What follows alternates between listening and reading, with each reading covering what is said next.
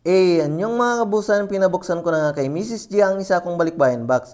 Dahil maaga nga gumising dito si Baby G at alas 4:30 pa lang ng umaga, kaya napagdesisyon na nga namin ni Mrs. G na bababa na lang kami para buksan niya nga itong balikbayan box habang ako naman bantay ko si Baby GM dito sa kanyang playpen. Hinayaan ko talaga kay Mrs. G itong isang balikbayan box ko na siya ang magbubukas, syempre bilang asawa at para iwas paliwanag na din kung binuksan ko nga lahat. Taks naman.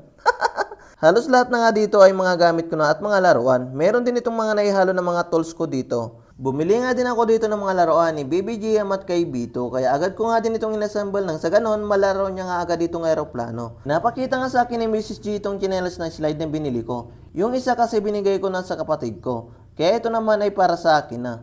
Swap sana kami kaso medyo malaki kaunti ito. Tapos agad-agad naman nakita ni Mrs. G itong pambahay na chinelas. Tuwang-tuwa at gustong-gusto nga niya ito. Malambot at comfortable nga daw siya dito. Nako, in love na naman ang Mrs. G ko dito. Next doon. Busy na nga din dito si Baby GM dito sa kanyang playpen. Halos di na nga siya namamansin sa sobrang dami ng kanyang mga laruan. Binibigay ko talaga ito kasi nung bata ako ay sobrang hirap ng sitwasyon namin at halos wala akong laruan. Bilang magulang, syempre kailangan kong ibigay ang aking makakaya para sa aming Baby GM namin. May mga naihalo din pala dito ng mga kape na ginawa kong paniksik sa mga gilid-gilid mga kabusan. Dahil linagay nga namin dito sa loob ng playpen, kaya agad-agad naman kinuha ni Baby GM ang stick na kape at isusubo na nga ito.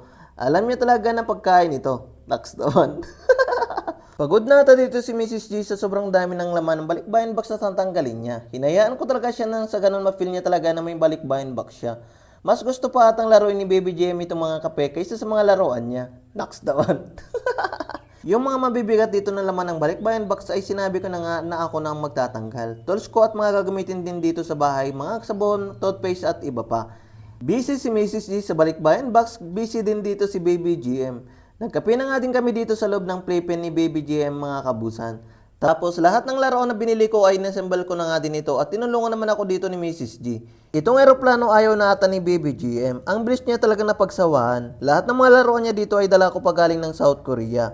So hanggang dito na lang ang vlog na ito mga kabusan. Anyong! Next doon.